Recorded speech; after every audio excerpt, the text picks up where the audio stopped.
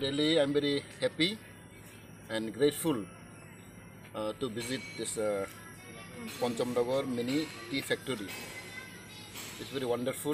The first time I came here, and I don't know that even in our Tripura, we're having this kind of tea processing factory.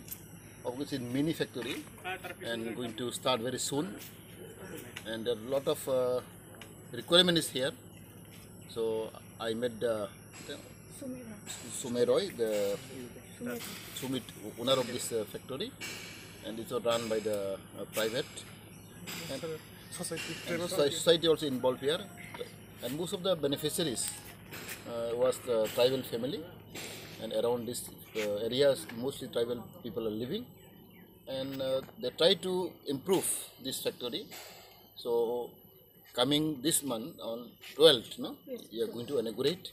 Then our preparation going on, as others I have seen, and hopefully if they get little help from the government side, I think they will improve.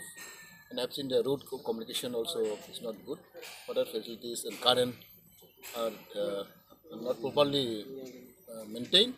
So all these things I came to learn, and hopefully from my side, I am going to help little bit in my capacity.